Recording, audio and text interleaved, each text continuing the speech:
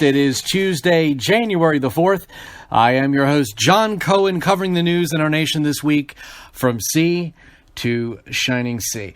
Well, have you made your pointless New Year's resolutions yet? You know, those self-delusional prevarications that we tell ourselves in hope of feeling better for about 2 weeks before capitulating because it's just too damn hard?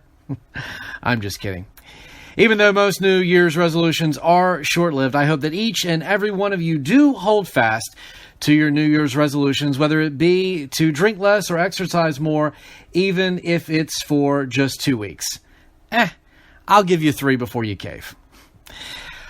Well, 2021 was a tumultuous year, and not just because of COVID's lingering stay, but due to the fact that we have been greeted by one of the most failed presidencies in perhaps the shortest amount of time in modern American history. As I said before we signed off last week, the Biden presidency has been a failure on nearly every front, except for maybe his love of chocolate chip ice cream on a waffle cone. For someone who ran for presidency more times than Bruce Willis drops the F-bomb in a Die Hard movie, he's just terrible at it. And his lackluster performance thus far, which has earned him approval ratings in the 30s and his vice president in the 20s, is not going away. The bottomless pit, it would seem, is the limit for how low things can go. And this downward spiral into the abyss has inevitably shaped our nation and our world in 2021. So today, we're going to take a look at the past year and its top news stories in no particular order or ranking. And we will begin with none other than the beginning of last year, January 6th. Stop the steal. Today I will lay out just some of the evidence proving that we won this election, and we won it by a landslide. This was not a close election. And after this, we're going to walk down, and I'll be there with you. We're going to walk down. We're going to walk down to the Capitol. Yeah! Let's take the Capitol. Take the Capitol. Take the Capitol. We are going to the Capitol, where our problems are. It's that direction.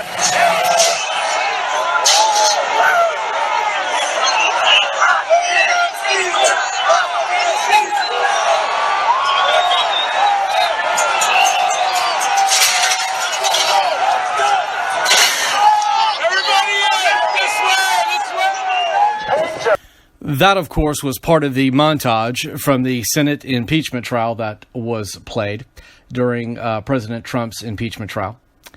And I want to begin with what I've said all along, and that is that I have been and I am still very outspoken about what happened on January the 6th as a critic. I think that what happened is atrocious. And even when some on the right used excuses or indirect justifications such as the Black Lives Matter riots destroyed countless cities and nothing was done, so why is anything being done about January the 6th, or even that it was justified, I was against such notions of excuse. Yes, the Black Lives Matter riots were an affront to our country. And yes, they do present a double standard cudgel, which is constantly being used by the left and our media. But what else is new? Did we really expect the media to condemn these riots the Black Lives Matter riots like they did January the 6th? Did we?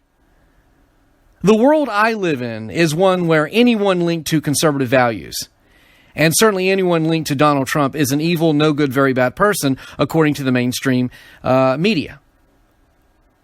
From CNN to MSNBC to Whoopi Goldberg. But in speaking about January the 6th, where I draw the line is the argument that all conservatives are complicit in what occurred that day. For the umpteenth time, I reiterate what I've always said about January the 6th. It was terrible.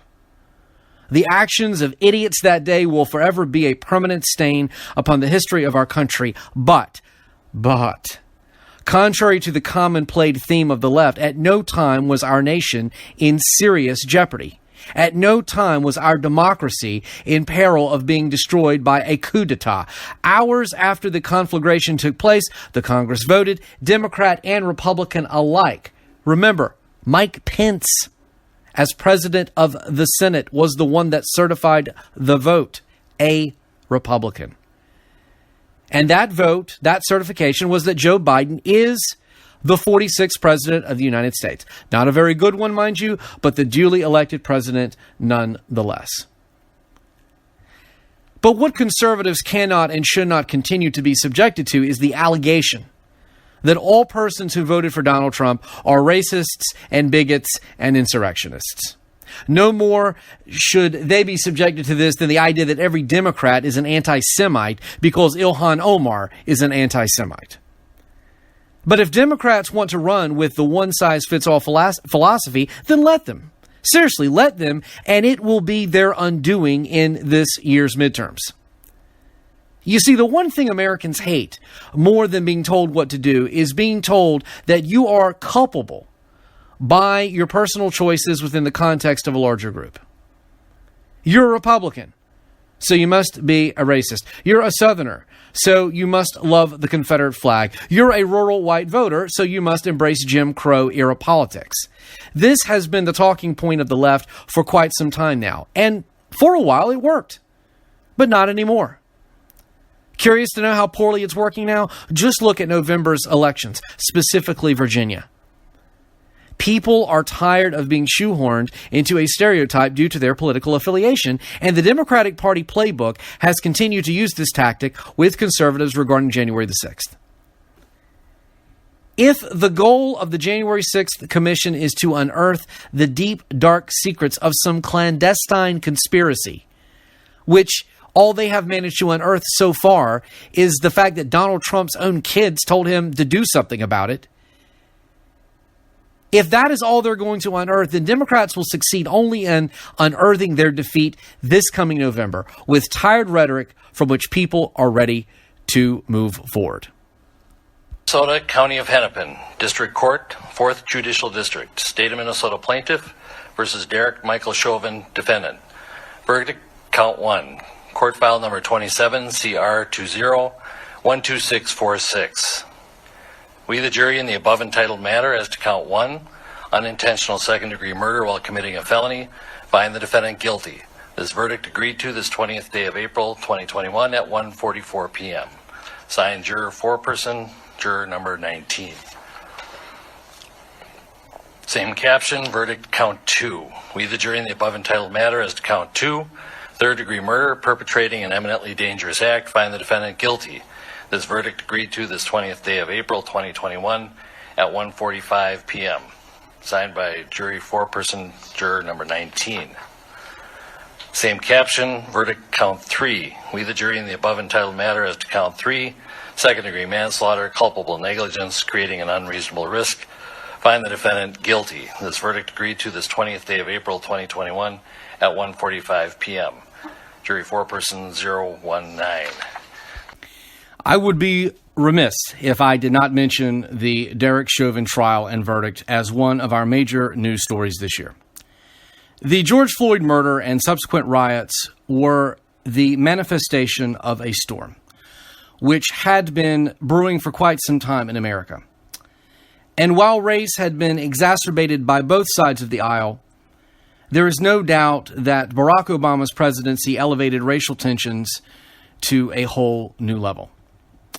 In 2012, once Obama shifted his message to incorporate the intersectional coalition of disenfranchised subgroups, and that anyone who opposed his policies must be a racist, then the fire was stoked for the pendulum to swing back in reactionary style, because remember, folks, the pendulum always swings back.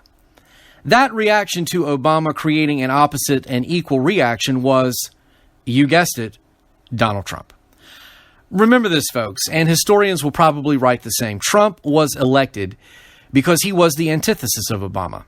Now, in actuality, they were very similar. Obama might be more articulate, but at the end of the day, they are vehement in their vitriol toward the opposition. They give no quarter, and prisoners are not to be taken. Donald Trump was reiteration, that Main Street America would not go quietly into the night. But the sermonic directives of Obama regarding race were always lingering in the background. George Floyd's death was a tragedy. But we were at a point in America, a point so stoked by the leftist weapon of racism, that any person killed would have been a catalyst at that point, and COVID only magnified it. Was I shocked by Chauvin'S conviction? Not really. The fact that such a monumental trial received no change of venue meant that all jurors would feel immense pressure to convict. Do I believe that certain elements of qualified immunity should be revisited? Perhaps. What I do believe, however, is that despite Chauvin'S conviction, which in my opinion was the correct one, with perhaps the exception of third-degree murder, racial animus will continue to be a weaponized ideology used by the left for a long time to come.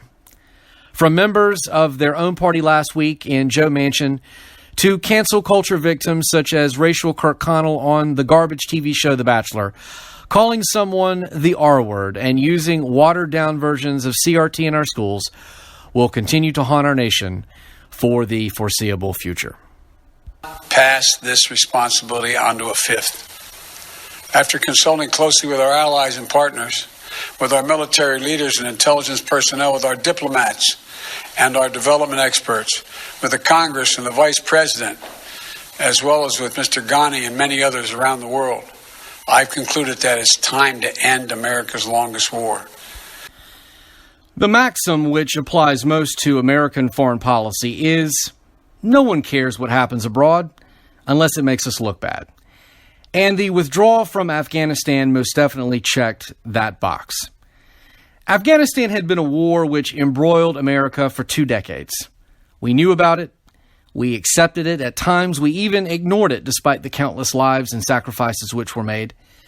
And even though ensuring stability and a semblance of democracy was not our initial mission, we knew the perilous outcome of the alternative should the Taliban rise to power. From Bush to Obama to Trump, each president lamented the inability to withdraw our troops from Afghanistan. But each president was aware of the geopolitical consequences of doing such, except apparently Joe Biden. Why we're shocked that Joe Biden absolutely botched the Afghanistan withdrawal is mind-boggling. This is a politician who has unequivocally sucked at every single foreign policy decision that he's ever been involved in, most notably opposing the assassination of Osama bin Laden. But then again, as his own political savior, Barack Obama, once said, quote, "Never underestimate Joe's ability to F things up." Nearly every general, every advisor, everyone with a functioning medulla oblongata told Joe Biden that expediting a pullout of troops before the evacuation of the American embassy and other key personnel and allies within the region would be an unmitigated disaster, despite what he said in his speech. He ignored them. And as a result, we were left with the eternal images, which will haunt our nation for years to come. Images of families desperately trying to flee the predations of an evil and sadistic Taliban regime. Images of women being brutally beaten in the streets for simply wanting to receive an education and not being subjected to sexual slavery. Images of a U.S. soldier clutching an infant in his arms as chaos and death ensue around him. These images, this everlasting evidentiary proof of a so-called compassionate president's abandonment of human beings to the predations of evil, will forever be emblazoned in our minds and our hearts, as it should. Can America solve the world's problems single-handedly? No. But the void it leaves when failed foreign policy from a completely unempathetic president like Joe Biden becomes our modus operandi, then we no longer serve as a beacon of hope, but a harbinger of betrayal. To get here and do this. It's awesome. Having the dream since I was a little kid. This is huge. The moment of a lifetime for me. I'm so glad to share with you all. 1, 2, 3, yeah! Kalish is in the lead. 1-2 for the United States. What a way to start it off. 101 points. Gold medal for Tom Daley. And Japan has their precious gold medal. They get it done in their home country. Titmus of Australia is going to knock off the legend of the biggest stage. Oh, boy. History made in Tokyo. And history was made in Tokyo in a year that was not even supposed to contain the Olympic Games. We got to see some of the best and brightest of our country and our world compete. And during that fateful fortnight, every 4 years, athletes from around the world show us just how great humanity can be, despite our differences. The Olympics of 2021 were, of course, delayed due to COVID-19, but the spirit of competition shined forth. We laughed and we cried. We booed and we cheered. In the end, however, America once again proved that its dominance on the international sports stage is an enduring symbol of freedom, ambition, and even capitalism. Yes, I say capitalism because our free market society dictates not to athletes what they can't do, but tells them rather what they can if they put their mind to it. Unlike the state-sponsored Olympic sports programs of socialist nations such as China, we encourage our athletes to reach for the stars, not for the glory of party or politic, but for the glory of victory. Just as Jesse Owens proved to the Nazis in 1936 at the Berlin Games that America is more than a nation, it is an idea. So too did we again prove that the stars and stripes are indeed forever. Perhaps more importantly, though, for that fortnight, we resurrected the notion that this is a great country.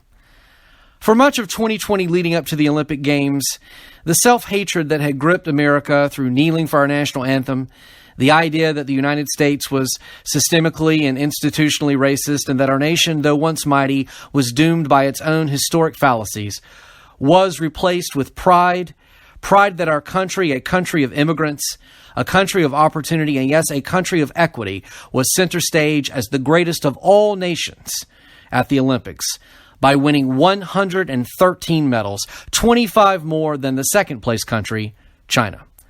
Male and female, black and white, rich and poor, gay and straight, Christian and non, competed alongside one another for the privilege of representing a country which judged them not, discriminated against them not, but placed them all in the red, white, and blue for the opportunity to stand upon that pedestal. Think about that for a moment. Would China have let dissident athletes stand in equity with members of the party? Would Russia have allowed gay athletes to compete alongside straight athletes without reprisal? For a nation which, according to Nicole Hannah-Jones, is a nation founded upon slavery, which has not changed in over 400 years, I looked out at the diverse faces of the American athletes, which stood upon that pedestal with medals draped proudly around their necks, and knew that such an ideology is a failed ideology. For we are not a nation founded upon slavery. We are a nation founded upon freedom. Give us your tired and your poor and your huddled masses, and let us stand together. Let us stand proud.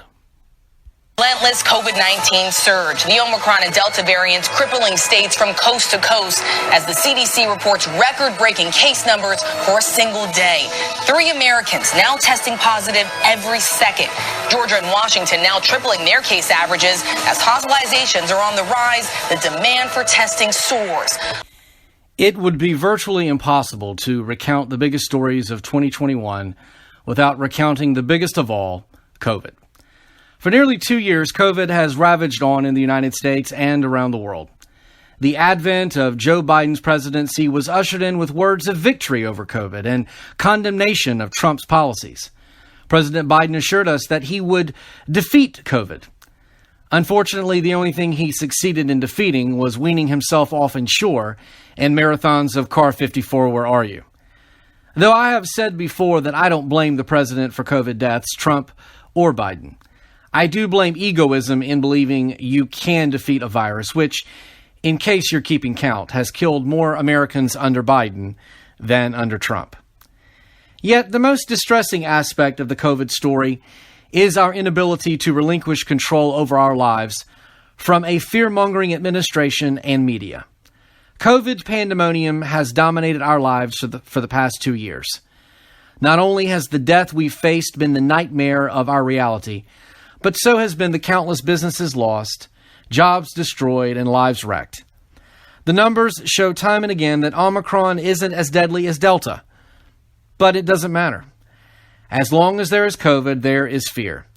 And he who controls the narrative of fear controls, period.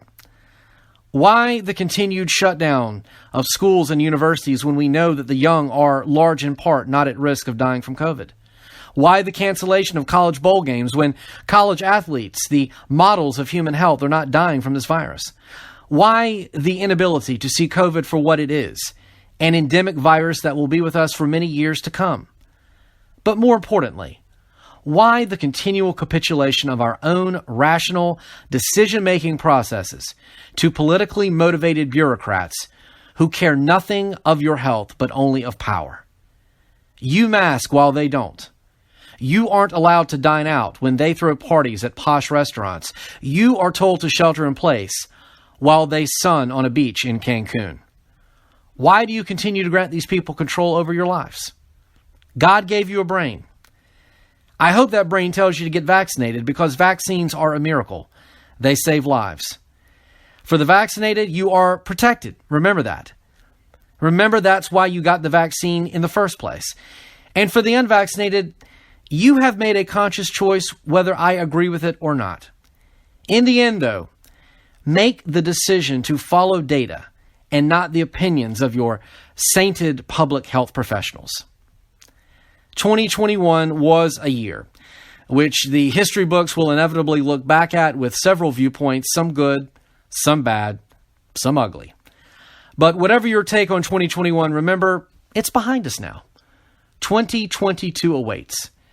And as I told a healthcare worker assisting my stepfather in the hospital this weekend, if you don't like what's going on, effectuate change when you go to the polls.